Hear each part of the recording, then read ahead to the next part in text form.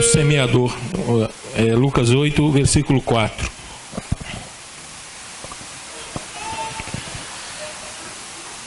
E ajuntando-se uma grande multidão e vindo de todas as cidades ter com ele, disse por parábola: um semeador saiu a semear, e quando se semeava, caiu alguma junto do caminho, e foi pisada, e as aves do céu a comeram. E outra caiu sobre pedra, e nascida secou-se, pois que não tinha umidade. E a outra caiu entre espinhos, e crescendo com ela, os espinhos a sufocaram.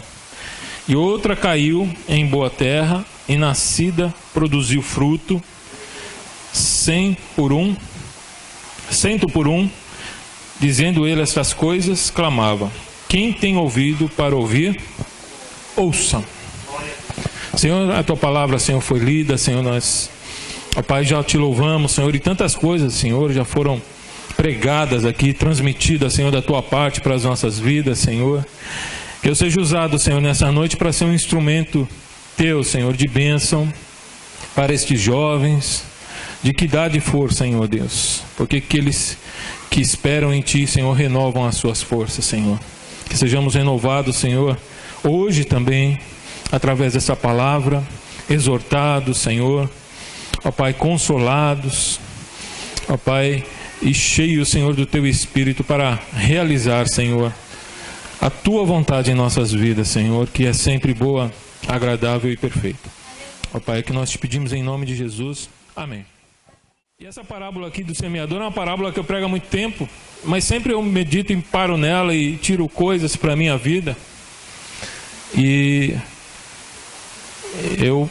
teve uma época que eu meditei muito essa questão de semear, né? Quando começa aqui, o semeador saiu a semear. E aí eu fico pensando, quem seria esse semeador? E a palavra fala que em muitos casos, isso aqui é uma parábola, né? Mas em outras parábolas, em outras paralelas, porque Cristo, quando ia pregar e ensinar, ele pegava as coisas do dia a dia, né? Aquele povo lá estava acostumado com a semente, com o semeador, né? Era isso a vida dele, todo dia eles semeavam, colhiam. Qualquer pessoa sabia disso. Então Cristo usava coisas do cotidiano. Se fosse hoje, ele ia falar de Facebook, de WhatsApp, de internet, com certeza. Mas naquela época era uma sociedade agrícola, né? Eminentemente agrícola. Então ele se usava muito essa figura da semente. E talvez, eu gosto muito dessa figura, porque realmente é uma figura, é uma parábola do que é no reino espiritual. Realmente é. É uma bela figura. Assim como quando você fala da igreja e fala que é um corpo, né? Paulo falando lá em 1 Coríntios 12, a igreja é um corpo. Ele está fazendo uma parábola, fazendo uma coisa semelhante, né? A igreja funciona como um corpo, de fato é. Um depende do outro, um está ligado no outro, queira ou não. Eu costumo dizer, quando estou falando de igreja, que Deus não tem plano B. Ele só tem um plano. Ele não tem um outro plano, ele só tem um. Quando a gente vai fazer nosso plano, a gente pensa no plano de contingências, né? Se não dá certo isso, eu vou fazer isso. Deus não. O plano dele é certo. Não precisa ter correção, não precisa ter nem segunda opção, porque o plano dele é certo. Se você não gosta de igreja, trate de gostar, porque é o único plano que Deus tem para a nossa vida. Vocês vão se aprimorar, viver junto, conviver junto, e vão aprender um com o outro. E um vai abençoar o outro. De vez em quando um vai também dar uma beliscada no outro. São figuras que a palavra coloca, coisas materiais, humanas, para que a gente entenda o reino de Deus. E quando Cristo está falando aqui do semeador, ele está falando de coisas do reino de Deus, usando exemplos do dia a dia daquele povo. E eu penso no semeador como eu sendo um semeador. Vocês jovens são semeadores da sua vida. Todos nós somos. O que nós temos semeado na nossa vida? Essa é a primeira questão que vem. Porque a palavra de Deus fala, de Deus não se zomba. Aquilo que o homem semear, isso vai colher, colherá. Então ele está falando que a qualidade do que você tem colocado na sua vida, semeado. O que é semear? É investir. Se eu te der um saco de feijão, uma saca de feijão e um terreno, se você arar o terreno e não semear o feijão lá, você vai falar, não, dá muito trabalho, eu vou só comer esse feijão. O que vai acontecer? O feijão vai acabar, você vai ficar com o terreno e vai morrer de fome. Porque a semente é algo de multiplicação. Nós, como somos semeadores, Deus coloca para nós oportunidades. Coloca em nossas vidas chances. Coloca em nossas vidas possibilidades que a gente tem que fazer bom uso delas. Você é jovem, você tem que estudar. Tem que buscar se aperfeiçoar. Você tem que melhorar na sua vida profissional. Você tem que investir na sua vida aqui na terra para você ser bem sucedido. No mesmo modo do nosso lado espiritual também. Muita gente acha que chegou num ponto, tá bom aí, foi batizado com o Espírito Santo, estou frequentando a igreja, amém. O que você tem semeado? Se você não semeia nada na sua vida, eu te dou uma má notícia. Não é que você não vai colher nada. Você vai colher coisas ruins. Se eu te dar um campo lá, de novo te dando um campo, ó, Deus hoje está distribuindo campos aqui. Recebe aí, em nome de Jesus. E aí eu falo, olha, tem todo esse campo aí. Se você não cultivar, o que vai acontecer? Vai nascer mato, vai nascer... Tudo que é coisa ruim nasce lá, não é? Até formigueiro aparece lá, cupinzeiro, né? Aquele negócio horroroso, que só atrapalha. Se você não usar, se você não semear sobre a sua própria vida, irmão, a palavra de Deus fala em outra parábola que o inimigo vem e semeia. Você pensa que não vai colher nada? Vai colher, e não coisas boas. Você é um semeador, nós somos um semeador, que pela nossa vida semeamos. Nós temos que semear para que a gente colha lá na frente, e a semente que nós deixamos lá para trás abençoe outras pessoas e depois abençoe a nós mesmos. Tem um vídeo na internet também muito bacana, que é uma sketch, né, como foi feito aqui, como apareceu ali no vídeo, que é de alguém que ajuda alguém, e essa pessoa andando na rua ajuda outra pessoa, ajuda. Depois a última pessoa ajudada é aquela que ajudou em primeiro. Porque quando a gente passa, a corrente chama corrente do bem, se não me engano. Quando a gente começa a semear coisas boas, começa a formar uma corrente do bem, as coisas voltam para nós. Isso é regra de Deus. Regra de Deus para as nossas vidas.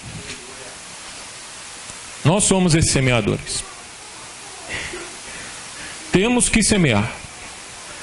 Porque Deus, a palavra de Deus fala que Deus dá semente a quem semeia. Não tenho que semear? Tem, sim, Senhor. Porque Deus dá semente ao que semeia. Deus é um Deus provedor. É um Jeová Jiré. É o Deus provedor. Mas é provedor daqueles que estão cumprindo a vontade dele. Se a gente olhar lá Abraão, quando Abraão falou, Deus é um Deus provedor, Jeová Jiré, ele estava cumprindo um propósito de Deus, que era oferecer o seu próprio filho. Um propósito doido.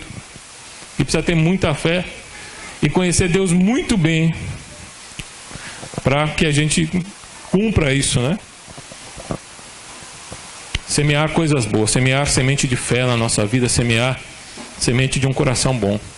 Porque justamente essa passagem está falando de corações, né? Está falando de um semeador, e ele está falando, usando a semente é a palavra de Deus, e a terra é o nosso coração, é o coração do homem. Eu acho engraçado, não aqui tanto em Lucas, mas, se não me engano, Mateus, que quando Jesus começa a pregar, ele fala, né, conta essa parábola toda. No final da parábola, os discípulos chegam para ele e falam, mestre, não entendemos nada. Isso eu quis dizer. Ele falou, vocês não estão entendendo o que eu estou falando, não? Eu já falei tanta coisa, vocês não entenderam nada então até agora? Daí ele falou, olha, então presta atenção que eu vou explicar. Essa é a grande vantagem de andar perto de Jesus. É quando a gente não entende nada, a gente chega para Jesus, não estou entendendo nada. Ele falou, não está entendendo mesmo? Não. Vou te explicar então. A palavra fala que ele, aprendei de mim, não é aprendei comigo, é aprendei de mim, que sou manso e humilde de coração. O melhor professor. A pior coisa é você ter um professor arrogante. É tão bom ter um professor humilde. Hoje eu estava conversando com os pastores numa aula de manhã, fantástico, e falando de pessoas que, porque estudam, ficam arrogantes. Mas é tão bom a gente ver pessoas preparadas, cultas, humildes, dispostas a ensinar. É uma maravilha. Tem gente que despreza o conhecimento e sabedoria porque acha que transforma a pessoa em uma pessoa arrogante. É mentira. Isso não tem nada a ver com o conhecimento, tem a ver com o caráter da pessoa que não foi tratado por Deus ainda. Mas uma pessoa que é tratada por Deus, ela aprende a ser humilde e aprende a valorizar as pessoas. Foi o que aconteceu hoje de manhã com o professor ensinando, meditando a respeito disso. E essa passagem aqui são coisas que falam justamente sobre isso. Coração e semente.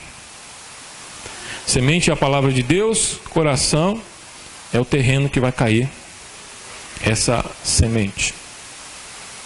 E a primeira delas, qual é a primeira semente? Um semeador saiu a semear, enquanto semeava, caiu alguma junto ao caminho e foi pisada. Eu gosto dessa versão de Lucas por causa disso aqui, fala isso aqui, ele explica um pouco mais esse ponto. Ele foi pisada e as aves do céu a comeram. Sabe o que quer dizer? É dizer a pessoa que tem um coração duro. Você já viu que o local onde é que é o caminho é onde se pisa, onde se caminha. Então a terra é mais compactada, não é? Mais dura. E a palavra aqui está falando, aquela semente que caiu num coração duro, ela não penetra. A semente bate lá. E a Bíblia fala que acontece duas coisas com ela. Ela é pisada, significa que ela muitas vezes é ridicularizada. Ah lá vai o crentão lá vai, olha o doido lá pregando a palavra de Deus. Com os jovens aí acontece muito disso, né? Adolescente adora tirar sarro de tudo, né? Eu estou aqui fazendo alguma coisa, daqui a pouco eles vão dar risada, falar alguma coisa. Mas é normal, é da idade. Mas muitas vezes se faz isso com a palavra de Deus. Ridiculariza, tira um barato, tira sarro. E aquela palavra não tem tempo de penetrar no coração, porque o inimigo vem e rouba. A gente não dá o valor, ouviu, tem um coração duro, não dá o devido valor e o inimigo vem e rouba aquilo que podia fazer a diferença na vida de uma pessoa. Essa é a primeira semente. Tem uma segunda semente, a semente que caiu no solo pedregoso, não é isso? Vamos olhar lá, vamos ver se eu não estou mentindo. A outra caiu sobre pedra e nascida secou-se, pois que não tinha umidade. Aqui no versículo 13, Jesus explicando: os que estão sobre a pedra são os que, ouvindo a palavra, a recebem com alegria, mas não têm raiz, apenas creem por algum tempo e no tempo da tentação se desviam. São pessoas que têm uma vida superficial, tem uma vida cristã superficial, só tem aquele momento ali gostoso na igreja, muitas vezes se emociona, chora, Deus fala com ele se alegra, vem aqui num culto desse, se alegra, louva a Deus, fecha os olhos, louva a Deus, tá uma maravilha. Só que aquilo não penetra no coração da pessoa. A pessoa não está disposta a mudar nada. Ela está disposta a receber uma bênção a mais ali. Oh, Deus vai me abençoar, amém. eu vou lá receber uma bênção, eu vou lá receber a cura, eu vou lá receber. Mas quando a palavra vem para confrontar ela, fala, você está errado, filho, você está pecando, isso está errado. Logo o que acontece? Sai fora. Sai fora, não, esse pastor aí está pegando no meu pé, esse irmão está pegando no meu pé, essa irmã está pegando no meu pé. Não, essa palavra aí não é para mim não, eu vou viver minha vida, né? Jovem tem muito disso, né? Mais velho eu vou ver, né? O que eu vou fazer, não, agora não é tempo. Porque quer ter uma vida só superficial, só religiosa. Vem na igreja como uma religião só, participar de uma religião. Não deixe que a palavra penetre no coração. Parece que está, mas na verdade não está. Antigamente se falava muito isso, né? Que falava, Deus vai visitar a sua casa. Aí a pessoa pegava tudo quanto é coisa errada que tinha lá, sujeira, coisa velha. Ele falou, isso aqui, Jesus vai vir aqui, Jesus não pode ver essas coisas não. Aí pega e enfia lá no quartinho ali. Tranca tudo, deixa lá dentro. Jesus vai vir, aí Jesus entra na casa. Olha a sala arrumada, bonita. Olha na cozinha, tudo arrumado. Olha o quarto, tudo arrumado. E a pessoa fazendo aquele tour, né? Pela casa. Olha o banheiro, tudo perfeito. Aí Jesus olha e fala, eu quero olhar aquela portinha ali. Não, aquela portinha não, Jesus. Não, mas aquela que eu vim ver. Não quero, não. Aquela não. E trata Jesus na sua vida como um visitante, um hóspede. E não como um senhor. E muitas vezes a gente quer esconder as coisas de Deus, porque a gente acha, tem a ilusão que a gente consegue enganar Jesus. Mas Jesus quer trabalhar justamente onde a gente talvez não queira, porque realmente lá é importante, porque talvez lá é que realmente a gente dê valor. E aí Deus vai realmente entrar na profundidade do nosso coração, não ficar só na superfície. Porque quando vier a primeira tentação, e eu posso pensar a tentação nos dois aspectos, na dificuldade, né? Você tem a primeira dificuldade, a primeira pessoa que na igreja aí que fala alguma coisa para você se chateia, fala não volto mais, magoado. Ou também quando passa uma tentação, né? Uma mulher bonita, ou não sei o que, convida você para fazer outras coisas que não agrada a Deus, você cede. Isso também, você cede não, as outras pessoas, né? Vou falar que é vocês não, mas outras pessoas cedem ao desejo do pecado. A diferente provação e tentação, sabe qual a diferença? A provação é aquilo que a gente não gosta, mas faz bem. A tentação é aquilo que a gente gosta, mas não faz bem. Entenderam? Tentação são as dificuldades da vida. É aquilo que a gente não gosta de passar. Provação, desculpa, eu errei. Provação é aquilo que a gente passa, é a dificuldade que a gente passa na vida. Isso aprimora o nosso coração. Não tem coisa melhor para uma pessoa olhar para uma outra pessoa em uma situação difícil. Ela olha diferente quando ela mesma já passou por aquela situação. Quando, por exemplo, você passou por uma doença grave na sua família. Quando você olha uma família com uma doença grave, você sofre com ela. Isso chama compaixão. A provação faz isso na gente. A tentação faz o quê? Faz nós caminharmos para o pecado. A tentação é aquilo que a gente gosta. Porque a gente olha e nossos olhos brilham. Mas o resultado daquilo é morte. A quarta semente. A terceira semente, é isso? Terceira. E a outra caiu entre espinhos. E crescendo com ela, os espinhos a sufocaram. Essa semente aqui é a que mais me surpreendeu. Eu sempre falo isso. Porque de fato aconteceu. Quando eu meditei. Porque eu pensei que essa semente aqui, que as 3 sementes, são 3 sementes, eu pensei, são pessoas que se desviaram. Mas essa aqui não diz bem isso. Versículo 14.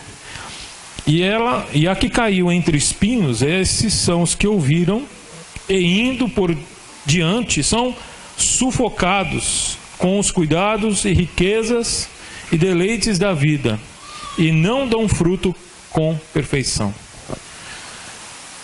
Mateus fala isso, ficam infrutíferos. São pessoas que talvez frequentem, e esses daqui frequentam a igreja. Talvez tenha até um ministério na igreja. Talvez preguem na igreja, talvez cantem na igreja, talvez sejam líder de alguma coisa na igreja. Mas a palavra fala que eles são infrutíferos, ou dão fruto com defeito. São pessoas que conhecem a Deus, que seguem a Deus, que estão dentro da casa de Deus, mas que não produzem nada para o reino de Deus. Não é aquela pessoa que passou aqui e foi embora. Essas são as outras duas sementes. Tem uma que nem ouviu, a outra que se escandalizou e saiu. Mas essa aqui, ele ouviu, ele se converteu, ele participa da igreja, só que são sufocados primeiro com os cuidados do mundo. Sempre tem muitas coisas para fazer. Estudo, trabalho, não tenho tempo para fazer nada na igreja. Eu tenho que cuidar do meu marido. Eu tenho que cuidar, tenho que trabalhar. Eu tenho que... Os cuidados do mundo. Aquilo que o trabalho que você tem do dia a dia, impedem, sufocam aquela pessoa. Ela não consegue produzir nada na igreja. Sempre está necessitando. Nunca está a ponto de fato ajudar, de dar alguma coisa para um irmão, para uma irmã. Sempre está precisando receber, porque está sufocado com os cuidados desse mundo. Cuidados, a palavra fala, riqueza. Riqueza é uma ótima serva, mas uma péssima senhora. Se a gente trabalha para ela, ela vai nos consumir. Se de fato a gente viver para ela, ela vai nos consumir. Ela vai nos destruir. Não é à toa que quando Cristo vai falar, a gente não pode servir a dois senhores. Ele fala não Deus e o mundo, Deus e o diabo. Ele fala Deus e as riquezas. Riqueza é bênção, é dom de Deus.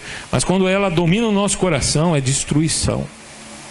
Ela é uma outra senhora. Ela se apodera de nós e a gente vive só em função dela. Pessoa que tem a riqueza no seu coração, muitas vezes não é porque é rico, é porque deseja ser. E a sua força toda, a sua energia vital toda gasta nisso. Fica infrutífero. E os deleites da vida. É tão bom viajar, é tão bom passear, é tão bom ir nos melhores restaurantes, é tão bom ter um excelente carro, ter uma ótima casa, ter uma casa na praia, um campo. É excelente, isso é bênção de Deus. Mas quando isso começa a atrapalhar a nossa vida, nosso ministério com Deus, com a obra de Deus, aí a coisa começa a apertar. Aí as coisas começam a sair do trilho. Quando os deleites, os prazeres da vida, não que isso por si seja pecado, não está falando de pecado aqui, está falando dos prazeres que a vida dá, né? É bom sair, é bom passear.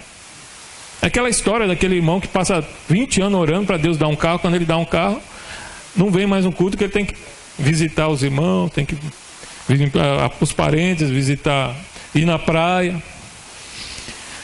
Porque os deleites da vida, o prazer, o luxo da vida, tira a pessoa do ministério dela. Ela fica infrutífera. Não estou falando que ela desvia, não. A pensar, eu não desviei. Não estou falando de desviar, de não acreditar mais em Jesus, estou falando tornar-se infrutífero para o reino de Deus. Cuidado, jovem. Quando você estiver caminhando, é um momento de decisão, de estudo, de preparo, é muito atarefado realmente o jovem. Né? É isso que realmente vocês têm que fazer. Mas coloca sempre o compromisso com Deus. Pode ser que você não consiga vir todo dia na semana, mas tem um compromisso com a casa de Deus. Aquele dia, aqueles momentos que eu me comprometi, eu vou lá cumprir. Tenha compromisso. Eu estudei, fiz faculdade, essas coisas, mas sempre reservei os dias que eu podia, né? Eu estudava à noite, mas final de semana estava lá na casa de Deus, envolvido com a obra de Deus. Tem que reservar um compromisso com Deus, ter compromisso com Deus, porque isso sufoca você. Aí você fala, mais tarde eu vou fazer. É engano seu, porque nunca alivia, né? Quando você pensa que acabou uma coisa, aperta a outra. Eu falo que eu não oro para Deus só resolver meus problemas, a gente sempre ora, mas eu sei que se resolver um, vai aparecer o outro. Essa é a vida, é assim. Resolve um, aparece outro, resolve outro, aparece um, e vai, assim a vida vai. Não pensa, depois que eu resolver. Uma vez um homem, Jesus falou, vem e me segue. Ele falou, não, deixa eu primeiro enterrar meu pai. Ele está dizendo que o pai estava morto, ele está esperando o pai morrer. Deixa eu esperar meu pai morrer. E o outro falou, ah não, deixa eu resolver, né, desengajar, que é a palavra, deixa eu resolver os problemas. Ele fala, a tradução diz despedir, mas na verdade ele está dizendo desengajar. Deixa eu resolver os problemas lá em casa primeiro. Eu tenho um terreno para vender, eu tenho uma mula lá que está doente, eu preciso tratar. Depois eu vou, te sigo, Senhor.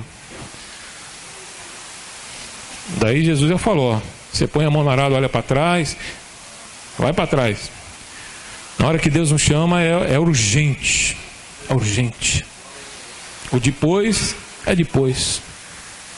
A gente tem que ter fé, porque Deus vai nos suprir. Esse é o Jeová Jireh. Aceita o propósito de Deus, que Ele se responsabiliza em prover as coisas para você. E graças a Deus temos aqui uma coleção aqui de quartas sementes. Quem é a quarta semente aqui? Amém. É a que caiu em boa terra. Aquela que tem um coração aberto.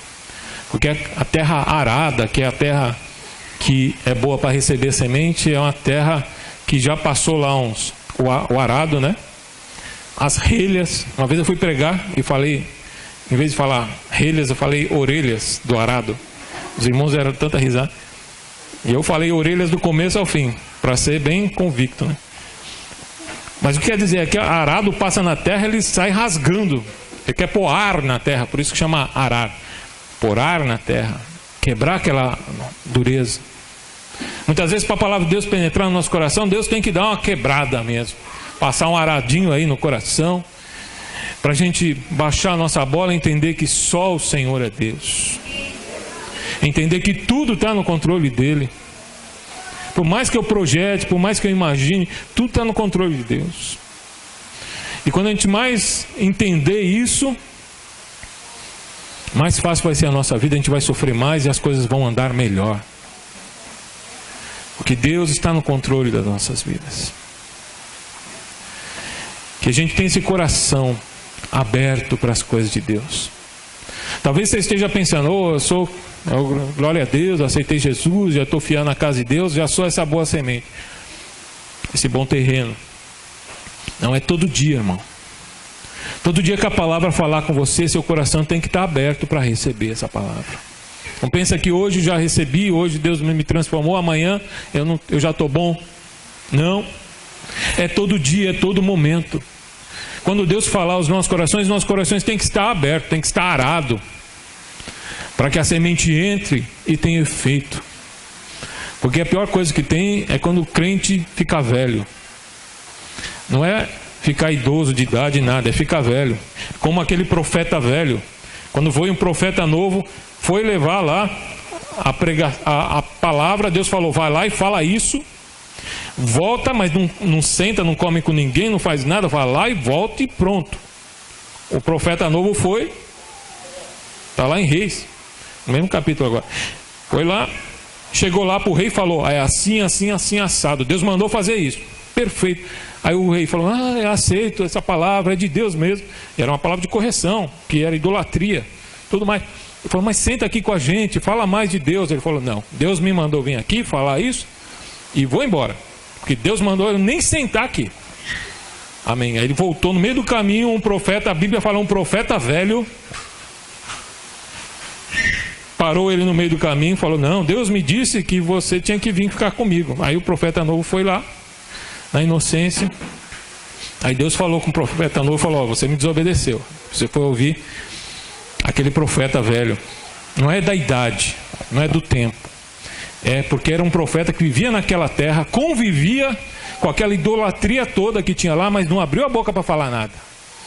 Era um profeta já com o coração endurecido, já não recebia a palavra de Deus.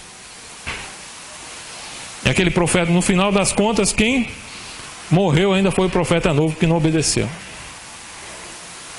Uma palavra dura, uma passagem, mas para a gente meditar, porque a gente pode e deve envelhecer na casa de Deus, né? Adquirir anos, né?